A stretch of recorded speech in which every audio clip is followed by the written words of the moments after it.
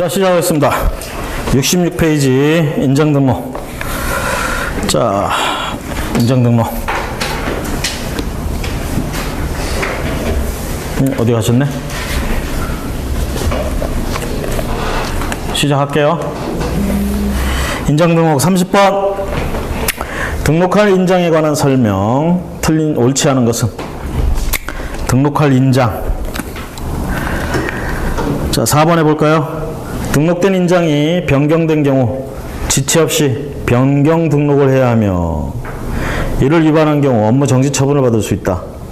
인장 변경할 수 있죠? 네. 그럼 변경하자마자 바로 변경 등록하느냐? 법에는 7일 이내에 변경 등록하라고 되어 있습니다. 인장이 변경된 경우 7일 이내에 변경 등록을 해야 된다. 중요한 건 등록하기 전에는 사용하면 안 돼요. 그렇죠? 결론적으로. 만약에 변경하고 싶으면 변경은 아무 때나 해도 상관없어요. 하고 나서 변경 등록을 해야 되는데 그렇게 안 한 상태에서 그 바꾼 걸 쓰면 안 된다는 얘기야. 7일 이내는 변경 등록해야 됩니다. 그래서 4번이 옳지 않다 이렇게 되고요. 나머지 옳은 지문 31번 가봅니다. 인장 등록에 관한 설명으로 틀린 것은 5번 볼까요? 개업공인중개사는 인장을 사용하였으나 해당 소속공인중개사가 인장을 사용하지 않은 경우 소속공인중개사만 자격정지 처분을 받을 수 있으며 인장을 사용한 개업공인중개사는 행정처분에 처해지지 않는다. 자, 고용인의 행위는, 업무상 행위는 누구의 행위로 본다고 그랬어요? 개업공인중개사의 행위로 보니까 소속공인중개사를 자격정지 처분했다 하면 개업공인중개사 또 업무정지 처분을 당할 수가 있다라는 얘기입니다. 그래서 거기에 해당 소속공인중개사가 인장을 사용하지 않았다 그러면 소속공인중개사는 딸랑 자격정지 처분하고 마는 게 아니라 이거는 개업공인중개사가 행위로 볼 수도 있게 되면 결국은 업무정지 처분까지 간다. 됐죠? 자, 그러면 인장 등록에 대해서 뭐 몇 가지 좀 얘기를 해보자면 인장 등록을 해야 될 대상자는 누굽니까? 누가 인장 등록해야 돼요? 개공. 이름이 좀 개공과 소공 그렇게 표현하니까 또 재밌네. 개공, 소공. 그렇죠. 중개보조는 할 필요가 없죠. 그럼 등록은 언제 해야 돼? 업무 개시 전에. 그러면서 제가 앞에서 잠깐 얘기했죠. 같이 신청할 수 있는 거, 신고할 수 있는 거. 개설 등록할 때 같이 할 수 있다고 그랬고 소속공인중개사 고용신고할 때 같이 그냥 소속공인중개사 어차피 인장 필요하잖아. 인장 등록해야 되잖아. 같이 등록 신청.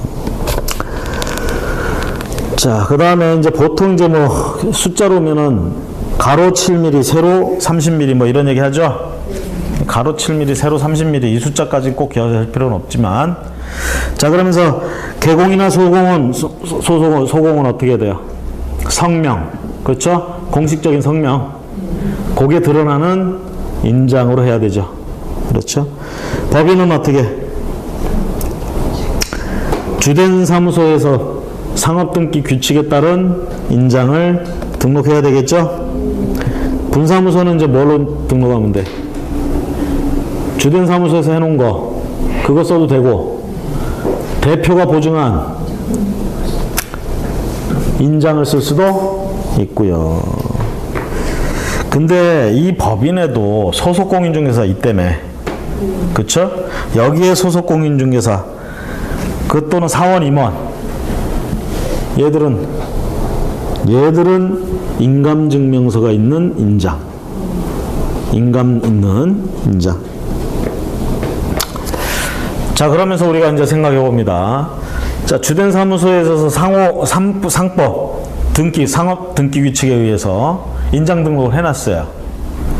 그 상업 등기 규칙에서 인장 등록 해놓으면 쉽게 얘기하면 법인의 인감증명서가 만들어졌다는 얘기야.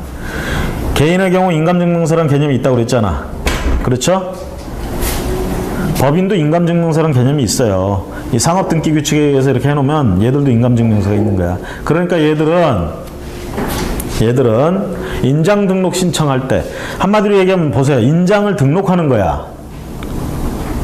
인장 등록을. 그러면 등록관청에 뭐 들고 가야 돼?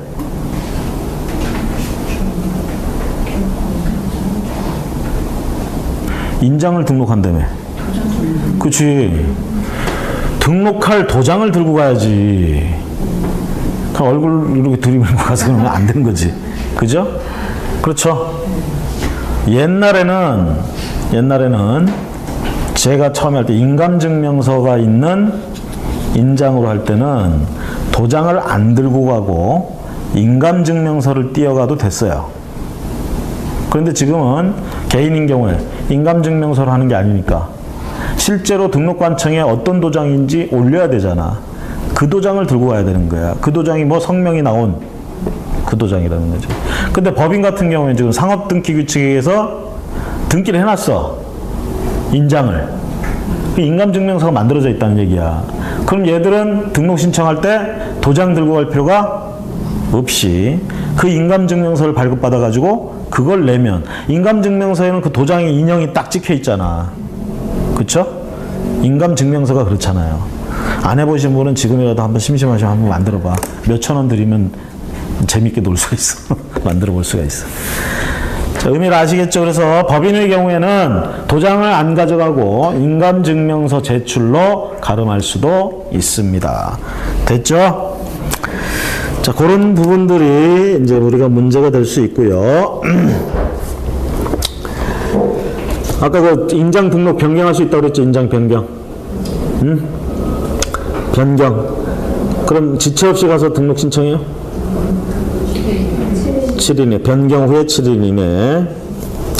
자, 이런 인장 등록의 의무, 인장 사용의 의무, 요딴 거 등록된 인장을 사용해야 되죠. 또 이런 의무를 위반하게 되면 업무 정지 처분이나 자격 정지 처분에 소속 공인이 이런 거 위반했다. 자격 정지 처분. 개업 공인 중개사들 업무 정지 처분. 자, 32번 봅니다. 옳은 것을 모두 고른 것은 기역, 니은, 디귿 옳습니다. 리을번 빼고 기역, 니은, 디귿이 옳습니다. 리을번 보세요. 등록한 인장을 변경한 경우는 개업 공인 중개사 변경로부터 10일 이내가 아니고 7일 이내. 자, 33번 가봅니다. 다음은 개업공인중개사가 사용해야 할 인장에 관한 내용이다. 옳은 것은 3번 보세요. 개업공인중개사가 작성한 거래계약서나 확인설명서 등에는 등록된 인장을 사용하고 인장을 변경한 경우에는 7일 이내에 등록관청에 변경 등록을 해야 한다. 맞는 지문이죠? 1번 볼까요? 사무소를 공동으로 사용할 경우 인장은 사무소의 대표자가 보증한 인장? 요거는 법인에서 얘기죠. 공동으로 사용한다, 사무소를. 이건 법인 아니에요. 그냥 개인들끼리 사무소 그냥 같이 쓰는 것 뿐이야. 어떻게 한다고 그래서 다 개별적으로 한다고 그랬잖아. 자, 2번 분사무소에서 사용해야 할 인장은 법인의 분사무소 소재지를 관할하는 분사무소 소재지가 아니고 주된 사무소 소재지. 4번에 개업공인중개사가 중개 업무에 사용할 인장을 반드시 업무 보증을 설정하기 전에 등록관청에 등록해야 된다. 인장은 언제까지 등록해야 돼요? 보증 설정하기 전이 아니고 개시 전에만 등록하면 된다라는 얘기입니다. 그렇죠? 5번에 개업공인중개사가 작성한 계약서에 등록된 인장을 사용하지 않은 경우 그 계약서는 법적 효력이 부인된다. 갑과 을이 거래계약을 했어요. 이것을 A가 중개했단 말이야. 거래 계약서 작성 누가 해야 돼? 계약서 작성 누가 해야 돼? 얘가 그 유명한 개공이야. 얘가 작성해야 될 의무가 있죠? 그쵸? 이걸 중간에 중개를 했으면 얘가 없으면 당사자들이 작성하거나 안 하건 다 자기들이 알아서 하면 되는 거고, 얘가 끼면 반드시 작성해야 돼. 공인중개사법 때문에. 누가 작성해야 돼? 얘가 해야 돼. 그렇죠? 얘가 해야 돼. 그러면 작성했으면 그 계약서엔 또 뭐가 들어가야 돼? 서명, 날인 들어가야 되죠. 얘 반드시 들어가야 되죠. 그쵸? 그러면 거래계약서에는 얘가 예를 들면 매도인, 얘가 매수인.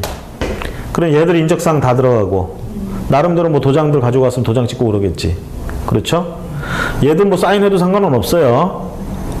꼭 도장으로 해야 되는 건 아니야, 얘들은. 근데 우리는 아니죠.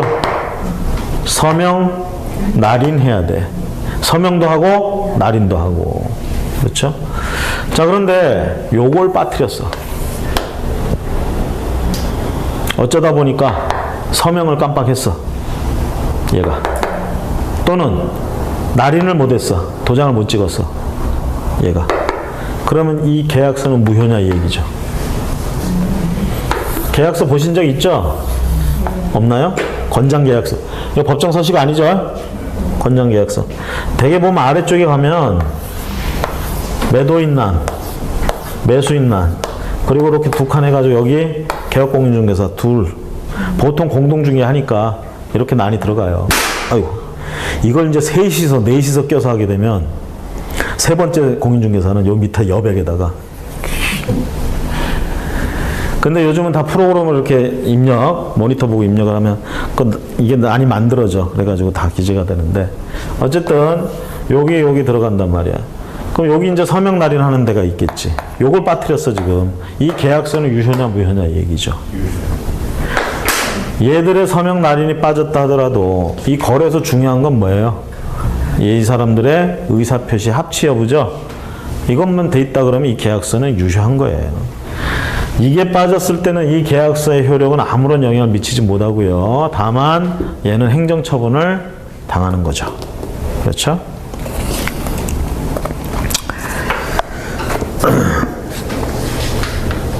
그래서 5번 법적 효력이 부인된다 그러면 안 되죠. 사법적 효력이 있습니다. 그 다음에 업무 범위. 자, 34번 업무 범위. 자, 업무 범위에서 이제 문제되는 거 크게 보면 업무 지역에 있어서 구분이 좀 있죠. 자, 종별 볼까요? 법인인 개업공인중개사, 그냥 개인인 여기 법인인 공인중개사, 개공, 법공, 개공 좋다 씨. 그 다음에 부치, 부공. 이거 부계라고 할까? 부공. 이렇게 있죠. 자, 얘들의 이제 업무 지역. 요거 차이 있죠. 여기 전구, 여기 전구, 여기 등록돼 있는 시군, 시도까지. 그쵸? 여기는 전국은 안 돼요. 그 다음에 중개 대상물. 중개사법에서 말하는 중개 대상물 뭐 있어요? 토지, 정착물, 건축물. 그쵸? 그 다음에 임모, 그 다음에 재단, 광업재단, 공장재단. 요거 있죠? 자, 법공은 다 할 수 있어요, 없어요? 다 다룰 수 있죠? 개공은. 오늘 이렇게 발음해보니까 진짜 편하긴 한데 좀 그러네. 개공. 자, 다 할 수 있죠? 부공은. 부공도 다 할 수 있어요. 얘가 이제 제재받는 건 쉽게 얘기하면 이 지역이에요, 지역. 지역에서 제재받고. 자, 그 다음에 이제 겸업 있잖아, 겸업. 오히려 중개법인이 요 법공이 할 수 있는 범위가 좁죠, 오히려. 법에서 할 수 있는 것만, 할 수 있다고 해놓은 것만 할 수 있잖아.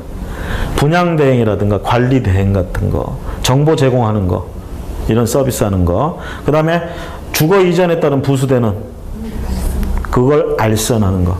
대표적으로 도배나 이사, 이런 거를 직접 하면 안 돼요. 알선하는 거를 법공을 했어요. 그래서 중개법인이어야 되는 거, 당연히 중개는 해야 되고요. 중개 업무. 플러스 겸업할 수 있다는 거, 그거. 그렇죠? 자, 개공은 당연히 다 하죠. 여기 하나 더 적어 놓자. 경매, 공매, 대리, 알선 대리. 그쵸? 이거 할 수 있죠, 법인? 법공. 개공은 다 할 수 있죠? 오히려 더 범위가 넓어. 개공은 도배업을 직접 해도 돼요. 아시겠어요? 이 사업을 해도 돼. 아, 이삿짐 나르는 거 힘들다. 하지 말란 말이 없어, 쟤는. 다른 법에서 하지 말라고 하면 못한다고 그랬어요. 그쵸? 얘는 그래서 이것뿐만이 아니고 다 할 수 있어요. 일단 부공도 이거 다 할 수 있어요. 요것만 못해. 요것만. 얘는 요거 제한받고요. 그 다음에 얘처럼, 얘 개공처럼 다 할 수 있어. 요것만 못해. 지역 안에서. 됐죠? 이렇게 좀 구분을 하시고요. 자, 요걸 기반으로 해서 업무 범위 봅니다. 34번 1번. 옳지 않은 것은 1번에 법인인 개업공인중개사의 사원 또는 임원은 공인중개사여야 한다. 맞습니까? 법인인 개업공인중개사 사원 또는 임원은 모두 다 공인중개사여야 돼? 3분의 1 이상만 공인중개사 하면 되죠? 그냥 밑도 끝도 없이 사원 또는 임원은 공인중개사여야 된다 이렇게 나오면 모두 다 공인중개사여야 된다는 소리하고 똑같은 거예요 지금. 그럴 필요는 없잖아. 그래서 1번이 옳지 않고요. 뭐 2번, 3번, 4번 전부 3, 4, 5번 맞고요. 오른쪽에 가보실까요? 중개업무 35번. 중개업무 범위에 관한 설명으로 가장 옳은 것은 3번 보세요. 법인인 개업공인중개사가 할 수 있는 업무. 자, 14조에 규정된 업무. 그게 뭐예요? 이거? 요거죠, 요거. 겸업 할 수 있는 거. 분양대행이니원이었던 것들. 이외의 업무를 법인인 개업공인중개사가 할 경우 해당 법인은 등록이 취소될 수 있다. 겸업 의무 위반이죠. 등록 취소될 수 있어요. 등치 가능. 개인의 경우는 뭐 개공은 이거 외의 거 해도 뭐라고 안 하죠. 법인은 법공은 이거 외의 거 하다가 등록 취소될 수도 있어. 개공은 전혀 상관없어. 그런 거.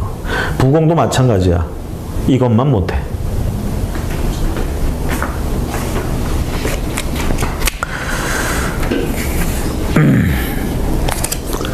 자, 1번 볼까요? 법인인 개업공인중개사가 할 수 있는 업무를 공인중개사인 개공할 경우 공인중개사 법령에 위반하여 등록이 취소될 수 있다.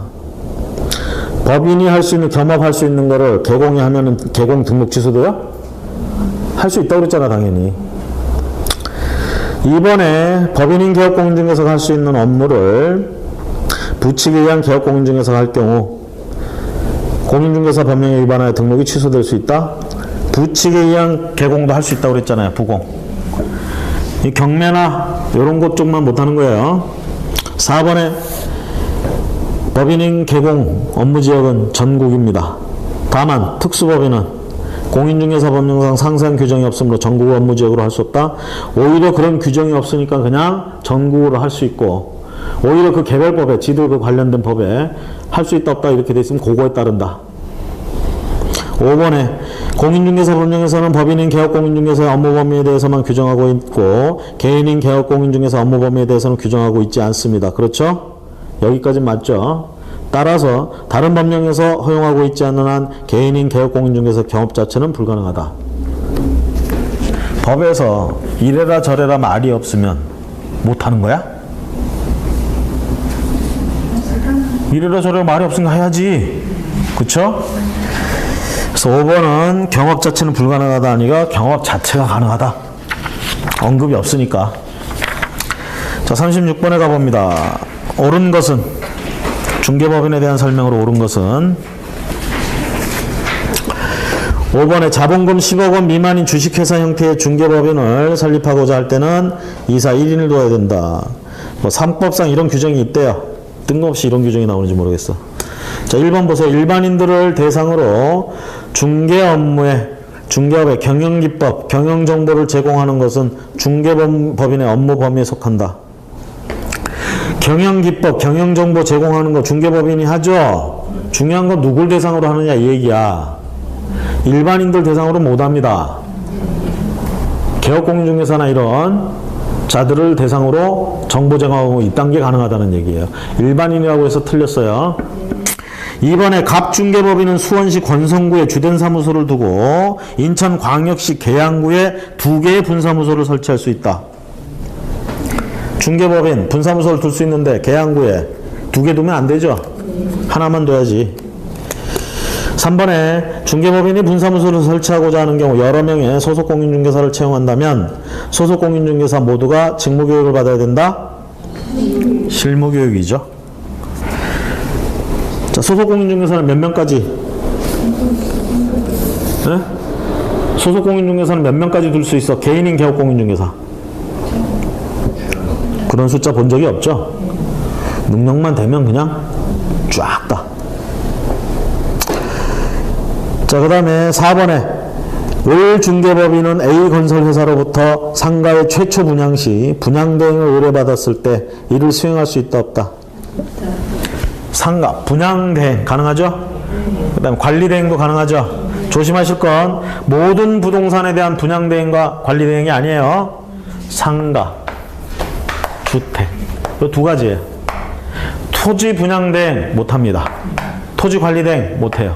이 2가지 하는 거야. 2가지. 자, 그 다음 37번 가봅니다. 업무 범위와 관련된 설명 틀린 것을 모두 골라라.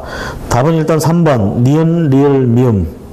니은번 봅니다. 부칙에 의한 개공, 업무지역은 당해 중개사무소가 소재하는 특광, 도의 관할구역으로 하되 소속 공인중개사를 고용할 경우 업무지역은 전국으로 확대 가능하다?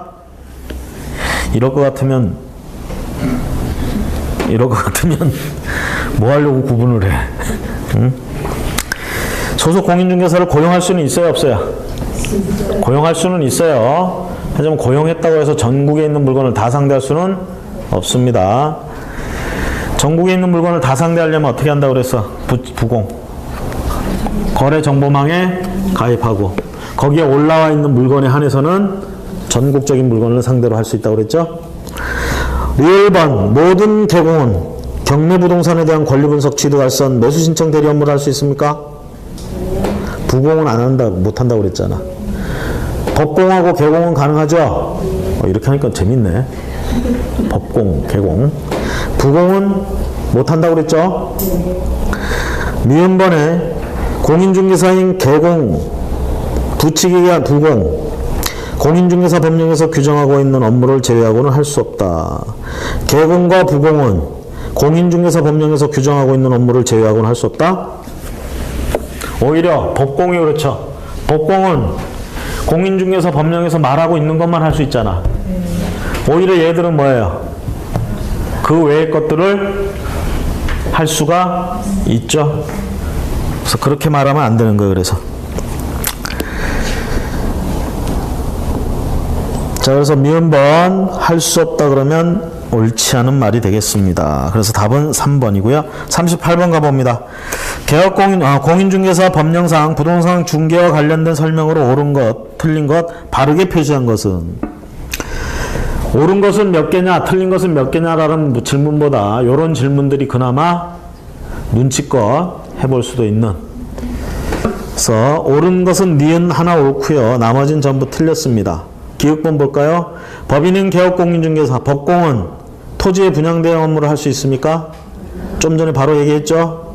법공은 분양대행, 상가, 주택. 디귿번, 개공은 중개보조원의 고용관계가 종료된 때 며칠 이내? 10일 이내 신고합니다. 지체 없이가 아니죠. 리을번, 개공, 갑이 임차한 중개사무소를 개공, 을이 공동으로 사용하려는 경우 을은 개설등록 신청 시 건물주 공동 사용할 경우에는 건물주의 사용승낙서가 아니고 같이 쓸 놈의 사용승낙서가 필요한 거예요. 그쵸? 자, 39번 가봅니다.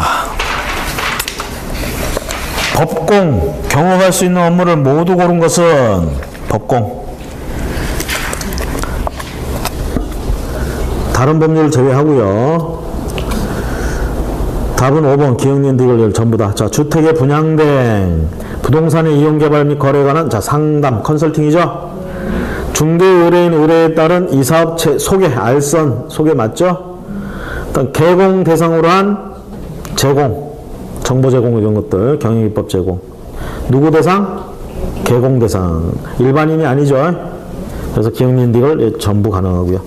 40번에 타당하지 않은 것은 가장 타당하지 않은 것. 3번 볼까요? 주택의 분양 대행은 법인인 개공의 업무 범위에 해당하지 않는다. 주택 분양 대행, 주택하고 상가 분양 대행, 이거야말로 겸업할 수 있는 거죠. 해당하지 않는다 그러면 틀려요. 해당되고요. 3번 옳지 않습니다. 다 가장 타당하지 않고요. 41번 가면 대행업에 대한, 자, 분양 대행업에 대한 설명으로 가장 옳은 것은 분양 대행업. 3번 보세요. 공인중개사 법령에서는 주택의 분양 대행에 대하여 규모에 상관없이 대행할 수 있다. 분양 대행, 주택의 분양 대행에 대해서는 공인중개사 법령에서는 주택의 분양 대행에 대해서 몇 채 이상 있단 말이 있어요, 없어요? 그런 말 없죠? 규모하고 상관없이 분양 대행할 수 있다 이 얘기야. 누가? 법공이. 법공만 하나? 개공도, 부공도. 자, 3번이 옳고요. 1번 볼까요? 대행업자, 분양 대행업자는 타인 소유 부동산의 판매에 종사하는 자로서 자신의 명의로 부동산의 판매 업무에 종사할 경우에는 개공 지위를 갖게 된다. 분양 대행업자는요, 자신의 명의로 부동산의 판매 업무를 한다. 이거는 위탁매매일 때 이렇습니다. 상법상 위탁매매는 자신의 명의로. 그래서 건설업체가 예를 들면 A라는 건설업체, 시공업체 뭐 해가지고 사업주체야. 아파트를 이렇게 분양을 하려고 그래. 근데 이거 못하겠으니까 어떻게 돼? 갑이라는 법공을 찾아가가지고 니들이 좀 해달라. 그렇죠? 그럼 이 법에서 말하는 분양 대행을 하는 거야. 그러면 소유권자는 누구로 돼 있는가? 누가 만든 걸로 돼 있는가? 얘가 만든 걸로 돼 있고. 그렇죠? 얘는 그냥 분양만 해주는 애야. 쉽게 말하면 분양팀인 거예요. 그런데 요놈들이 지금 물건으로 존재하니까 소유권이 존재하죠. 이걸 갖다가 얘들 앞으로 올려. 갑 명의로 하는 거야. 그럼 갑이 이제 소유자 입장에서 파는 거예요. 그럼 얘들 간에 무슨 계약이 있느냐? 위탁 매매업에 대한 계약이 있는 거예요, 둘이. 얘가 얘한테 위탁을 하는 거야. 위임하는 거나 마찬가지예요. 이 물건의 판매 권한을 주는데 그 권한을 소유권으로 줘버린 거야, 그냥. 네가 소유권 가지고 팔아. 지지고 볶고 해라. 그리고 자기한테는 뭐만 해주면 돼? 수익만 계산해서 넘겨달라 이 얘기야. 그러니까 얘는 자기 이름으로, 자기 거야. 자기 이름으로 다 파는 거예요. 그리고 최종적으로 플러스 마이너스 계산해가지고 수익만 얘한테 토스해주면 되는 거야. 이런 걸 위탁매매업이라고 불러. 그러면 이게 상법상 위탁매매업으로 간다 이 얘기입니다. 분양대행은 저게 아니에요. 분양대행은 말 그대로 얘가 이거의 소유권자가 아니라 그냥 분양권자로서, 분양업자로서 하는 거일 뿐이에요. 얘 거를 분양하는 자로서 그냥 해주는 거다.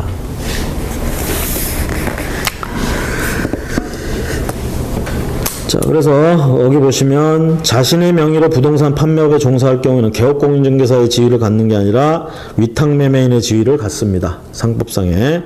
2번에 우리나라는 부동산 분양 방법이나 분양가 가액, 시기, 자격자 등에 대하여 규율하고 있지 않다. 우리나라에서는 이딴 거 규율 안 하고 있어요? 제일 많이 하고 있어요. 이게 핵심이야.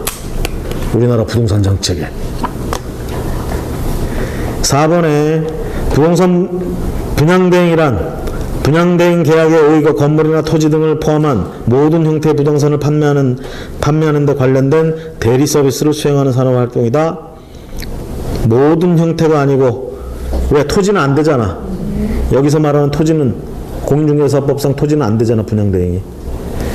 그 다음 5번에 부동산 분양대행업이란 자신이 직접 개발한 택지 등의 토지와 타인에게 도급을 줘 건설한 건물 등을 분양 판매하거나 구입한 부동산을 임대 또는 재판매. 분양이라는 건 소유권 자체를 넘겨주는, 매매하는 거나 마찬가지입니다. 임대하는 활동이 아니죠. 임대라는 말이 틀렸다는 뜻이네요. 임대는 임대업이지 매매업이 아니잖아요. 그렇죠? 이게 바쁠 때는요. 쭉 읽다 보면 그 임대란 말이 눈에 안 들어와. 그렇죠? 근데 또 이게 눈에 들어와도 맞는 말인지 틀린 말인지. 자, 42번에 개업공인중개사에 대한 설명으로 틀린 것은 2번 볼까요? 2번. 법인의 업무 지역은 주된 사무소 경우 전국으로 하며 분사무소의 경우는 사무소가 소재하는 특광 도까지로 한다. 법인의 주된 사무소 전국을 상대로 할 수 있죠. 분사무소는 분사무소도 전국이에요. 에? 아시겠죠? 그냥 활동 거점만 거기 둔 것뿐이야. 주된 사무소든 분사무소든 전국을 활동 무대로 할 수 있다. 그래서 2번이 틀렸습니다. 자, 이제 사무소에 관련돼서 우리가 살펴봤고요. 그 업무 범위에 대해서도 살펴봤습니다. 74페이지. 자, 개시 의무 봅니다. 개시 의무. 개시해야 될 게 뭐가 있다고 그랬어요? 등록증, 자격증, 보증 설정한 거. 이 세 가지 세트야.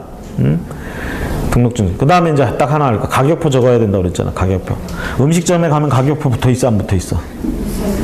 제일 짜증나는 거 시가로 돼 있는 거. 횟집에 가면 시가로 이러잖아. 오, 도대체 얼마를 받아 먹겠다는 거야. 응? 시가를 내가 알 수가 없잖아. 보통은 이제 가격표가 이렇게 있죠. 차림표. 그렇죠? 마찬가지 우리도 물건 판매하는 곳이잖아. 가격표 있어야지. 응? 그게 요율표예요. 자, 네 가지 그렇습니다. 자, 이럴 때 이제 등록증하고 자격증 들어가야 되죠. 원본, 사본. 기왕 걸어놓는 거 원본 걸어놓습니다. 아시겠죠? 원본. 자, 43번 봅니다. 법인의 분사무소 안에 보기 쉬운 곳에 게시해야 할 게시물이 아닌 것은, 한마디로 게시물이 아닌 것은, 의무가 없는 것은. 3번 보세요. 법인 등기사항 증명서. 법인의 분사무소라고 그랬죠. 법인의 분사무소. 여기는 뭘 게시해야 될까? 여기도 업무 보증 설정하는 건 들어가야 돼. 요율표 들어가야지 또. 그쵸? 자, 그럼 자격증, 등록증에 관계된 거 보세요. 등록증, 여기는 신고필증이라고 그러지. 그게 게시돼야 되고. 자, 책임자, 자격증 있어야 되죠. 그 자격증 게시돼야 되지. 그래서 설치신고필증, 이게 등록증에 가름하는 거야. 등록증과 같은 거야, 이게. 개공의 경우는 등록증이고, 분사무소의 경우에는 신고필증. 이것도 당연히 원본이에요. 그 다음에 2번에 손해배상. 그쵸? 4번에 당연히 대표 책임자, 분사무소 책임자, 공인중개사 해야 되니까 그 사람의 자격증, 이것도 원본. 5번에 요율 한도익표. 그러니까 틀은 똑같아. 자격증, 등록증, 원본. 여기는 대신 신고필증이라고 부를 뿐이야. 원본 들어가고. 보증 설정하는 건 똑같아요, 다. 올라가야 돼.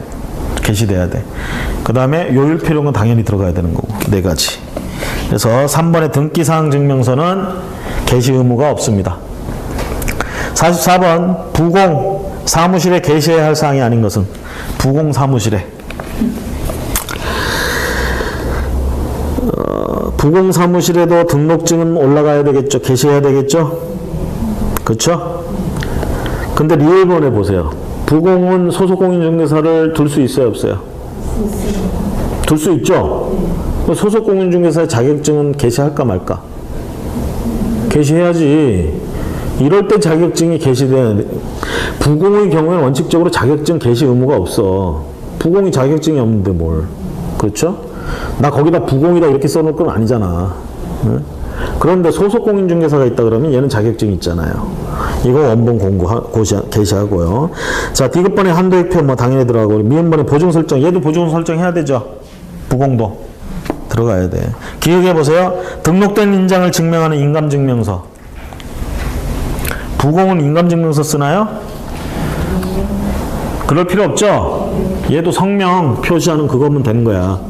그렇죠? 그래서 인감증명서를 게시할 필요는 없습니다. 오히려 이런 거 게시했다가 처음에 그 이름 같은 거 간판에 이렇게 할 때 제가 반대했던 거 그거예요. 개인정보 유출 아니냐 이 얘기죠. 그렇죠? 심지어는 처음엔 그때는 또 등록번호까지 다 하라고 그랬어. 이거 완전 노출되는 거예요. 이거 가지고 사람들이 못되게 마음 먹으면 어찌어찌 해가지고 대출도 받을 수 있어. 어? 그러면 나도 모르는 사이에 그냥 빚쟁이가 되고 이런 문제가 생길 수 있는 거지, 역으로. 어? 우리가 신뢰를 주기 위해서 그런 걸 해라 막 이렇게 나오는데 거꾸로 우리의 인권, 개인 정보는 어떻게 보호되느냐 이 얘기죠. 그런 게 문제예요 지금. 그래서 나는 사실 이름 같은 것도 안 했으면 좋겠는데 그거 자꾸 하라고 할 수 없이 그냥 이름 하는 거죠. 자, 그 다음에 75페이지 가봅니다. 휴업 폐업 간판의 철거 문제 보도록 하겠습니다. 휴업 신고하죠? 휴업할 때 3개월 이상 휴업할 땐 신고해야 되죠? 쉬고 나서 신고해요? 쉬기 전에 신고해요? 사전 신고해야 됩니다. 그렇죠? 자, 6월 초과하는 휴업할 수 있어요? 없어요? 원칙적으로 안 돼요. 3월을 넘는 휴업 가능해요. 신고하고. 그런데 이게 6월을 넘을 수는 없습니다. 그러면 3개월 쉬고 다시 재기업했다가 며칠 만에 또 3개월 휴업 신고 가능해요. 이런 건 아시겠죠? 자, 그 다음에 6월 초과할 때는 신고해야 되죠. 6월 초과할 때 신고를 해야 돼요? 6월 초과를 못한다며. 휴업을 6개월 초과해서는 안 된다면서요. 그렇죠? 신고할 일이 아니지 이거는. 자, 우리가 이런 경우는 있죠. 대신 부득이한 경우에 한해서는 6개월을 넘어서 휴업할 수 있는 경우가 있고요. 그렇지 않고는 6개월 넘어서 휴업하면 안 돼요. 원칙적으로. 연속해서 6개월 넘으면 안 된다는 얘기야. 만약 이걸 위반하면 어떻게 돼? 이걸 위반하게 되면 자격정지란 말이 나올 수 있을까? 여기서 말하는 휴업이라는 건 누구 한 명이 쉰다가 아니라 그 가게가 쉰다는 뜻이야. 그렇죠? 그 업무 정지 처분 얘기가 나오는 거지 여기는. 그래서 원래는 이게 등록 취소가 가능한 사유입니다. 6개월을 넘어서 휴업하게 되면 등록 취소가 가능해요. 근데 등록 취소 반드시 해야 되는 경우가 있고 등록 취소가 가능한 경우 둘로 나눠지죠. 등록 취소 가능한 경우는 또 어떤 사유에 들어간다고 그랬어? 업무 정지 처분 사유에도 들어간다고 그랬어요. 그래서 6개월 넘게 부득이한 사유도 없는데 6개월 넘게 휴업을 하게 되는 경우에는 등록 취소가 가능하거나 업무 정지 처분이 가능하다. 됐죠? 근데 사전신고자 3개월 넘게 휴업을 해야 될 때는 사전신고해야 되는데 이걸 안 했어. 요거는 또 뭐예요? 요 정도는 취소까지 가지는 않습니다. 이거는 업무 정지할 필요도 없어요. 사실 이런 거. 뭘 해주면 돼? 과태료 물리면 돼요. 그것도 비싼 거 말고 100만 원짜리, 100만 원 이하 과태료 처분. 자, 폐업할 때도 어떻게 합니까? 폐업. 신고하죠? 폐업하고 나서 신고할까? 폐업하기 전에 신고할까? 하기 전에 신고합니다. 사전 신고라고 보시면 되겠고요. 이것도 의무 위반하면, 신고 의무 위반하면 100만 원 이하의 과태료 처분이에요. 그래서 보통 신고 의무 같은 거 위반하면 100만 원 이하짜리 과태료 처분입니다. 하지만 그 6개월 초과한 건 이건 신고 의무 위반이 아니에요. 이거는 6개월 초과해서 쉬지 말라고 하는데 그냥 쉰 거야. 이거는 등록 취소나 업무 정지 처분이 가능하고. 그 다음에 이제 우리가 간판 철거 같은 거 어떤 경우에 간판 철거하라고 말할 수 있을까? 폐업했어요. 간판 더 이상 붙여놓을 필요 없잖아. 그쵸? 그 다음에 이전 신고 들어왔어. 그 여기 있는 거 뛰어가야 될 거 아니에요. 여기 있는 거 철거해야지. 절로 옮겨가잖아. 여기 있는 건 철거해야지. 그쵸? 그래서 폐업 신고나 이전 신고 들어오면 되게 철거해야 됩니다. 하나 더 있어. 등록 취소당했을 때. 등록 취소당하면 어떻게 돼요? 몇 달 있다가 다시 할 수 있는 거야? 아니죠. 거기서는 일단 끝난 거야. 그리고 심지어는 등치 플러스 3년 있잖아. 그러니까 간판은 띄워놔야지. 철거해야 됩니다. 세 가지 경우 대표적인 간판 철거. 자, 이때 간판 철거해야 되는데 철거를 안 해. 그럼 어떻게 합니까? 철거 명령 해보고 그래도 명령도 안 들으면 대집행. 행정대집행법상의 대집행. 자, 45번 봅니다. 공인중개사 법령상 다음 중 옳은 것은? 옳은 것. 2번 볼까요? 개업공인중개사가 휴업신고를 한 후에 업무 재개신고를 하거나 기간 변경 신고를 한 경우에는 등록증을 첨부하지 않아도 된다. 휴업신고를 하고 나서 업무 재개신고를 하거나 기간 변경 신고를 한 경우 등록증 첨부 없이 할 수 있다는 얘기고, 1번에 보시면 중개사무소를 이전한 경우 이전한 날로부터 10일 이내에 이전 사실을 신고해야 되죠. 통보하고 신고는 다르죠. 통보는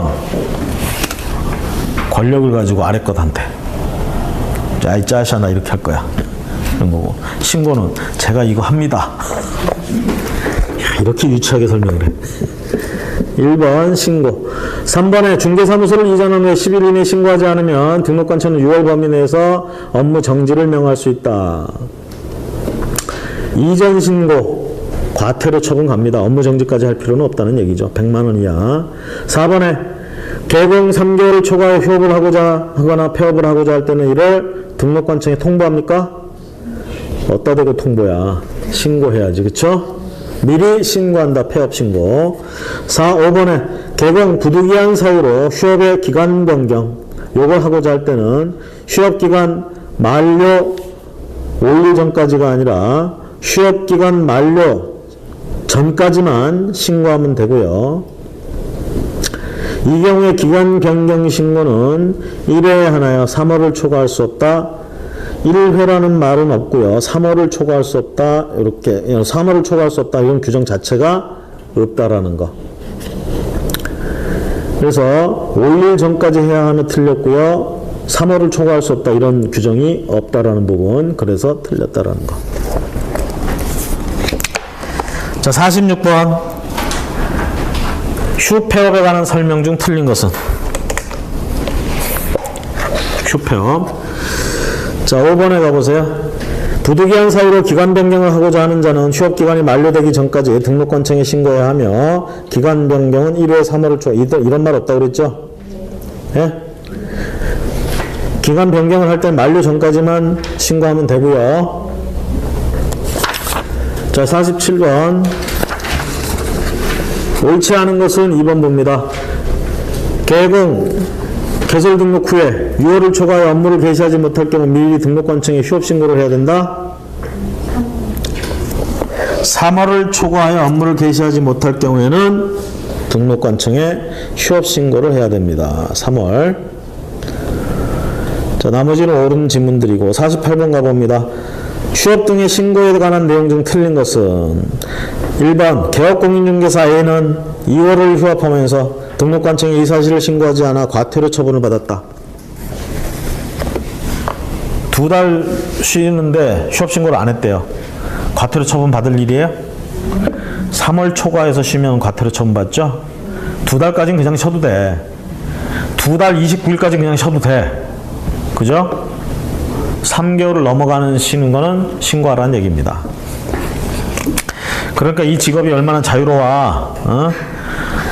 해가지고 한 건 제대로 잭팟 터졌어. 그 돈 들고 나 유럽 여행 2달 갔다 올래. 가는 거야. 응? 신고 자식 먹고 그런 거 없어. 그냥 가는 거야. 그냥. 배우자한테 혼날 수도 있어요. 배우자 데리고 와야 돼. 48번 봅니다. 휴업 등의 신고에 관한 내용 중 틀린 것은? 휴업 등의 신고에 관한 내용 중 틀린 거. 1번. 얘기 봤죠, 이거? 자, 49번 가봅니다. 휴업과 폐업에 관한 설명 틀린 것은? 2번에 개공 중개사무소 개설 등록을 하고 바로 업무를 개시하지 않는다면 등록관청에 신고해야 됩니까? 바로 안 해도 상관은 없어요. 그게 이제 3개월 넘어가면 문제가 되니까, 혹시 3개월 넘어가면서까지 그렇게 할 염려가 있으면 신고하라는 얘기야. 나머지는 뭐 옳은 지문이고. 50번 가봅니다. 50번. 휴업 폐업에 관한 설명으로 옳은 것은 4번에 3월을 초과하여 휴업을 하고 휴업 신고를 하지 않은 경우 등록관청은 100만 원 이하 과태료에 처하여 처음에 정당한 사유 없이 6월을 초과하여 휴업한 경우 등록이 취소될 수 있다. 이거 맞는 지문이죠? 4번 맞고. 1번 3월을 초과하여 휴업한 경우 등록관청이 신고해야 하며 휴업은 6월을 초과할 수 없다. 3월을 초과하여 휴업한 경우 다 쉬고 나서 신고합니까? 사전 신고라고 했잖아. 그렇죠? 이게 이제 우리의 혼을 빼먹는 거야, 이게. 2번에 개공, 휴업신고를 한 업무를 제기하고자 할 때 등록관청에 업무 제기 통보를 해야 된다. 어디다 대고 통보야. 신고를 하는 겁니다. 그 다음에 3번. 여러분들 그 관청에 가지고 등록관청에 가서 야 내가 통보해 줄게 이러면 그 공무원들이 앞에서는 네 그래요. 그리고 이제 딱 이렇게 써놔. 블랙리스트야. 저거 죽었어 이제 이렇게 되는 거야. 심히 불편하게 만들어집니다. 뭐 실제 그런지 어쩐지 모르겠지만. 자, 그 다음에 3번 업무를 계속할 수 없는 부득이한 사유로 인하여 휴업기간이 6월을 초과할 경우에는 휴업기간 만료되기 전까지 기간 변경, 통보가 아니라 신고. 5번에 개공이 사망한 경우 개업공인중개사와 세대를 같이 하는 자는 지체 없이 신고서에 등록증을 첨부하여 등록관청에 통지해야 된다. 사망했는데 이런 거 하고 있을 시간이 어디 있어. 지금 마음이 황망하야. 참 49제 지내기도 그렇고 그렇죠. 심히 슬픈데 가서 등록을 취소하고 있고 이런 거 신고해야 된다. 그런 규정 자체가 없습니다. 넘어가시고요. 51번 OX가 바르게 표시된 것은 4번입니다. 기역과 미음을 제외한 나머지는 옳습니다. 기역 봅니다. 휴업신고는 전자문서로 할 수 있다. 전자문서로 할 수 있어요? 뭐를 반납해야 돼? 자, 미음번 가보세요. 휴업한 개업공인중개사가 휴업기간 만료 후에 중개업에 재개신고를 하지 않으면 휴업기간 만료 후에 재개신고하고 해야 된다고 그랬죠? 그쵸? 재개신고 안 했어. 죽을 죄를 진겨? 형벌까지 갈 필요는 없잖아. 그쵸? 절차상의 문제잖아요. 그러면 행정적인 부분으로 해결하면 되잖아. 과태료 처분은요, 되게 질서 위반을 하는 애들한테 매기는 거야. 그러니까 절차를 어겼다는 얘기는 질서를 위반했다는 정도지. 이게 뭐 그냥 벌금 얻어맞고 전과가 남을 그런 짓은 아니잖아. 그렇죠? 그래서 기업과 미음이 옳지 않고요. 100만 원 이하 과태료 미음번은 52번 휴업과 폐업에 관한 설명 중 옳은 것은 휴폐업. 2번에 휴업과 폐업 신고는 전자문서로 할 수 없고 기간 변경 신고와 업무 재개 신고는 전자문서로 할 수 있다. 휴업 폐업 신고 자체는 전자문서로 안 되고 방문해야 된다는 얘기네, 결론적으로. 그렇죠? 하지만 그렇게 했다가 기간을 변경하는 거, 연장한다든가 또는 업무 재개하겠다고 하는 신고 정도는 전자문서로도 충분히 굳이 방문할 필요가 없다는 얘기죠. 1번에 징집으로 인한 입영 경우는 6월을 초과해 휴업할 수 없다? 이럴 때 휴업할 수 있는 거죠. 군대 가야 되잖아 지금. 나라 지키러 간다는데. 3번에 중개법인의 분사무소를 준사무소와 별도로 휴업 또는 폐업할 수 없다. 분사무소는 주사무소와는 별도로 움직일 수 있습니다. 휴폐업. 휴업기간 중에는 폐업은 할 수 있으나 중개사무소를 이전할 수는 없다. 휴업기간 중에 폐업뿐만 아니라 사무소 이전도 가능하고요. 5번에 공인중개사인 개업공인중개사 사망한 때는 그 개업공인중개사와 세대를 같이 하고 있는 자가 등록관청에 사망한 때 이딴 거 신고하고 있을 겨를이 없죠. 그럴 의무 없습니다. 53번 간판을 철거해야 하는 경우가 아닌 것은 간판 철거. 5번에 휴업신고를 한 경우. 휴업신고했다는 얘기는 잠정적으로 쉬었다가 다시 한다는 얘기잖아. 그 간판값이 얼마나 비싼데요. 응? 그 철거했다 다시 하라는 건 좀 야박한 거지. 나머지 보세요. 이전 신고, 취소, 등록 취소. 2번. 폐업 사실, 폐업. 자, 4번에 사무소 명칭 표시를 위반해서 철거 명령 받은 경우도 있을 수 있죠. 이러면 철거해야지. 그래서 5번이 아닌 것에. 54번 마지막 요것만 보고 보내드리겠습니다. 개공 설치된 사무소의 간판을 지체 없이 철거해야 하는 경우로 명시된 것을 모두 고른 것은. 답은 4번 기억디글리얼. 등록관청 폐업 신고했습니다. 철거해야죠. 개설 등록이 취소됐어. 디귿번에 철거해야 되죠. 이전 사실을 신고했어. 이전에 가니까 여기 있는 거 철거해야지. 그쵸?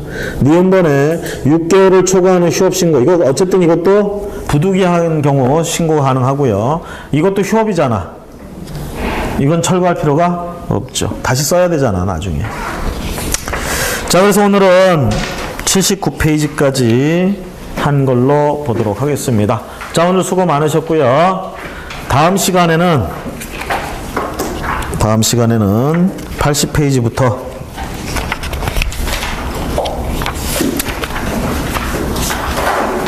어디까지 끊어드릴까? 132페이지까지 해오실 수 있겠죠? 풀어보실 수 있겠죠? 132페이지까지. 너무 많아요? 우리 후딱 해치우고 뒷부분에 시간 좀 남으면 문제를 내가 다시 만들어 오거나 뭐 해가지고 또 정리하는 시간. 그리고 뒷부분이 항상 우리 약하잖아. 문제 많이 나올 수 있는 부분들 있죠? 이것도 한번 정리하거나 이렇게 할 수 있게끔 좀 빨리 풀어가도록 하겠습니다. 자, 오늘 수고 많으셨습니다.